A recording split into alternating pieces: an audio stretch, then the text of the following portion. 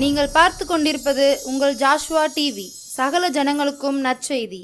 எல்லாருக்கும் நம் இயேசு சிறந்தவரே, எல்லாருக்கும் நல்லவரே. எல்லாருக்கும் நம் இயேசு சிறந்தவரே, எல்லாருக்கும் நல்லவரே.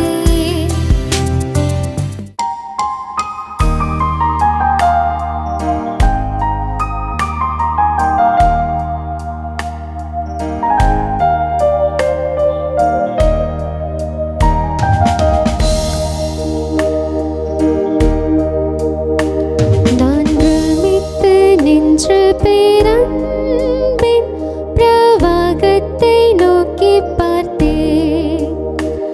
என் உள்ளத்தில் மெய் சமாதானம் சம்பூரணமாயடைந்தேன்.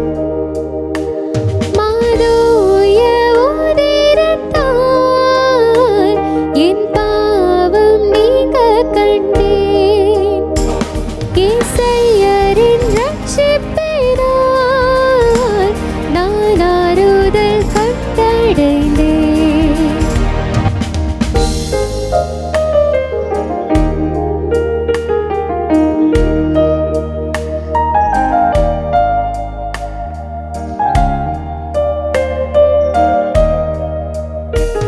உன்னாளில் இவ்வாறுதல் காண ஓயாமல் பிரயாசப்பட்டேன். வீண் முயற்சி நீங்கின போதே என் மீட்பரால் அருள் பெற்றேன். மாதோய உதிரத்தால் என் பாவம் நீங்க கண்டேன். இயேசையரின் ரட்சிப்பினால் நான் ஆறுதல் கண்டடைந்தேன்.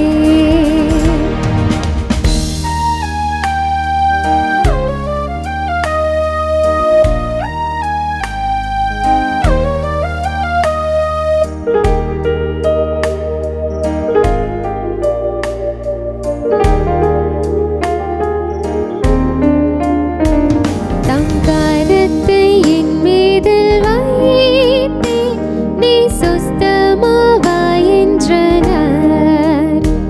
நான் அவரின் வஸ்திரம் தோட ஆரோக்கியம் அருளினர். மாதோய உதிரத்தால் என் பாவம் நீங்க கண்டேன்.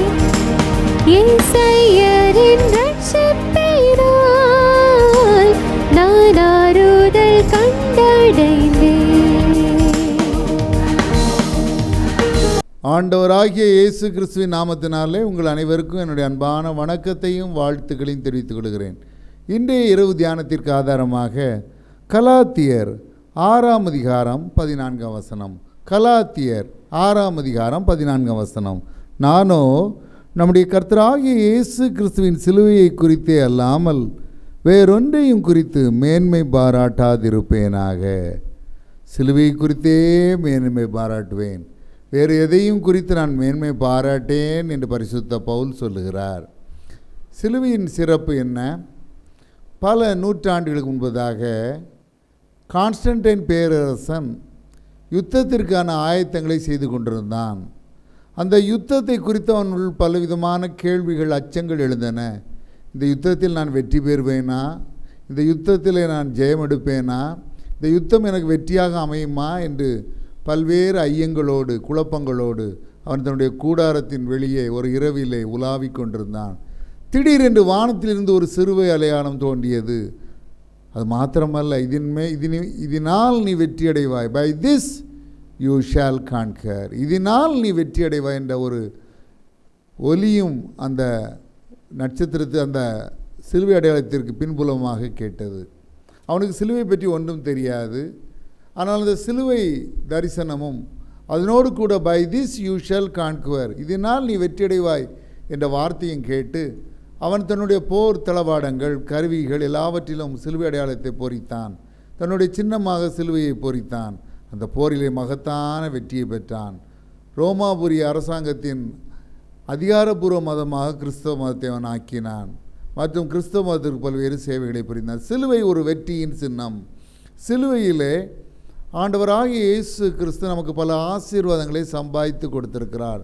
அவற்றை குறித்து நாம் தியானிக்க இருக்கிறோம். முதலாவது 1 பேதுரு 2 அதிகாரம் 24 சொல்லுகிறது, நாம் பாவங்களுக்கு செத்து நீதிக்கு பிழைத்திருக்கும்படி அவர்தாமே தமது சரீரத்திலே நம்முடைய பாவங்களை சிலுவையின் மேல் சுமந்தார், அவருடைய தழும்புகளால் குணமானீர்கள். சிலுவையின் மேல் இயேசு நம்முடைய பாவங்களை சுமந்தார். பாவம் செய்கிற எந்த மனிதனும் மரணத்திற்கு பின்பு பரலோகம் செல்ல முடியாது. பாவம் செய்கிற மனிதன் மரணத்திற்கு பின்பு நரகத்துக்கு தான் செல்ல முடியும். ஆனால் இயேசுவின் இரத்தத்தினாலே பாவம் கழுவப்பட்டால் அவன் மரித்த பின்பு பரலோகம் என்று நீங்காத மகிழ்ச்சியுடைய அந்த ராஜ்யத்தில் பங்கடைய முடியும். யோவான் எழுதின சுவிசேஷம் 19 அதிகாரம் 34 சொல்கிறது, சேவகன் ஒருவன் ஈட்டியினால் இயேசுவின் விழாவிலே குத்தினான், இரத்தமும் தண்ணீரும் புறப்பட்டு வந்தது. அதாவது இயேசு சிலுவையிலே தன்னுடைய கடைசி சொட்டு இரத்தத்தையும் நமக்காக சிந்திவிட்டார். காரணம் 1 யோவான் 1:7 சொல்கிறது, இயேசு கிறிஸ்துவின் இரத்தம் சகல பாவங்களையும் நீக்கி நம்மை சுத்திகரிக்கும். ஒரு மனிதன் எவ்வளோ டன்னாக, எவ்வளோ கிலோவாக, எவ்வளோ குவிண்டாலாக பாவம் செய்தாலும் அவனுடைய பாவங்களிலிருந்து அவனுக்கு விடுதலை கொடுக்க இயேசு சிந்திய ஒரு சொட்டு இரத்தம் போதுமானதே. அதாவது ஒரு மனிதன் தன்னுடைய பாவங்களுக்காய் மனஸ்தாபப்பட்டு, இயேசுவே என்னுடைய பாவங்கள் அனைத்தையும் மன்னியும், உடைய இரத்தத்தினாலே முற்றும் கழுவும் நீக்கும் சுத்திகரியும் பரிசுத்தப்படுத்தும், புதிய மனிதனாக புதிய மனுஷியாக என்னை மாற்றும் என்று வந்தவுடைய சமூகத்தில் வேண்டி நிற்கும் பொழுது இயேசு கிருபையாய் அவனுடைய பாவங்களை மன்னிக்கிறார். அவனை புதிய மனிதனாக மாற்றுகிறார். தன்னுடைய மகனாக மகளாக ஏற்றுக்கொள்கிறார். அது முதலுடைய வாழ்க்கை முற்றிலும் தலைகீழாய் மாறுகிறது. பாவம் செய்கிற மனிதன் பரலோகம் செல்ல முடியாது. பாவத்தை குறித்து வேதம் பல்வேறு வசனங்களிலே நம்ம எச்சரிக்கை செய்கிறது. ஆதியாகமம் 4 அதிகாரம் 7 சொல்கிறது, பாவம் வாசற்படியிலே படுத்திருக்கும். அதாவது பாவம் செய்துவிட்டு ஒரு மனிதனும் அது கொண்டு வருகிற தீமையான விளைவுகளில் இருந்து தப்பித்து கொள்ள முடியாது. அது அவனுடைய வாசற்படியிலே இருந்து அவனுக்கு தீமைக்கு பதில் தீமை செய்துவிட்டு தான் அவனை விட்டு கடந்து செல்லும். எண்ணாகமம் 32 அதிகாரம் 23 சொல்கிறது, உங்கள் பாவங்கள் உங்களை தொடர்ந்து பிடிக்கும் என்று சொல்லி 1 தீமோத்தேயு 5:24 விதமாய் பாவத்தை குறித்து சொல்கிறது.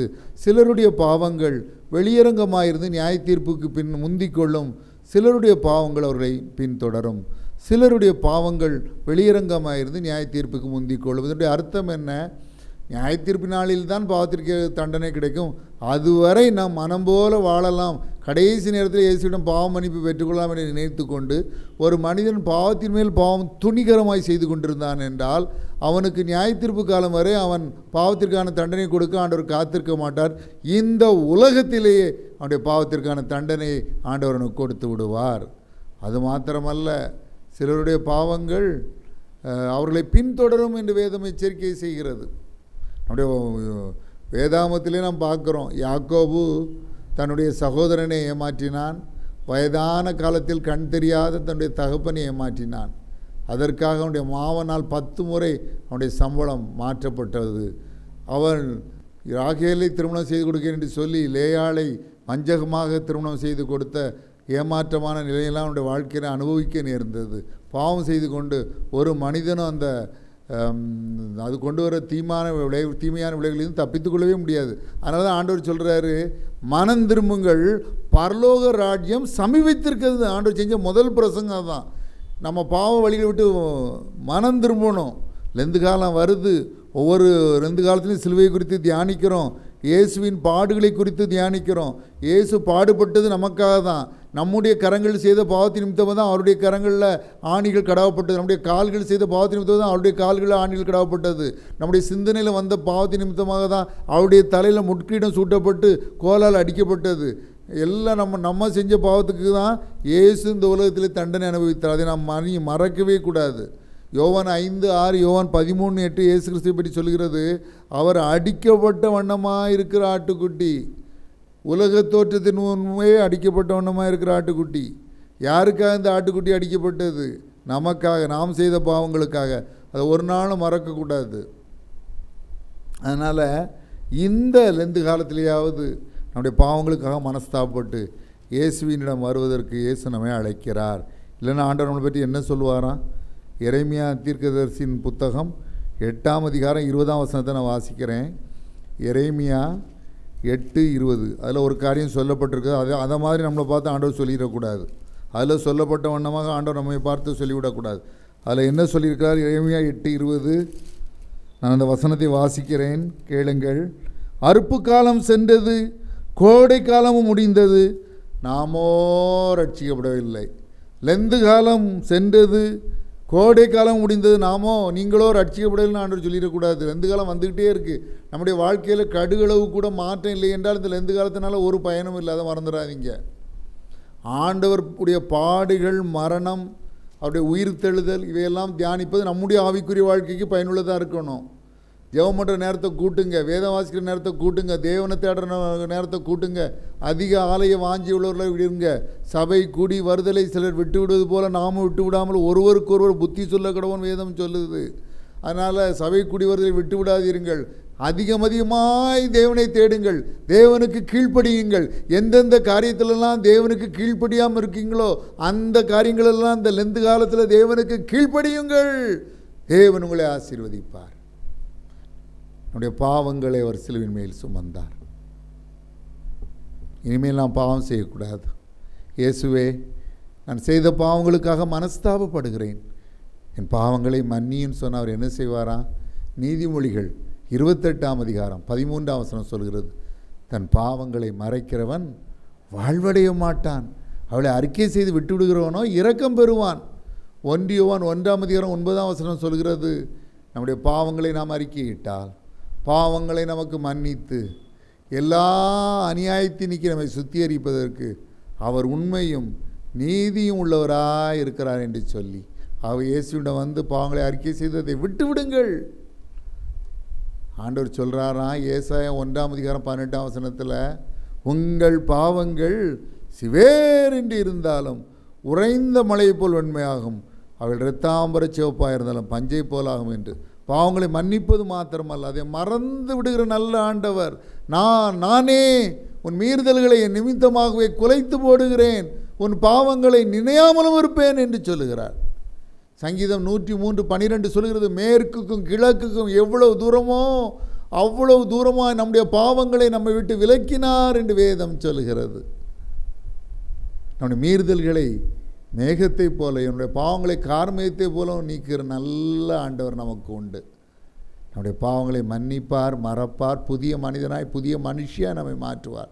அதுக்கு நாம் விட்டு கொடுப்போமா? லெந்து காலம் மற்ற லெந்து காலம் மாதிரி இருக்கக்கூடாது.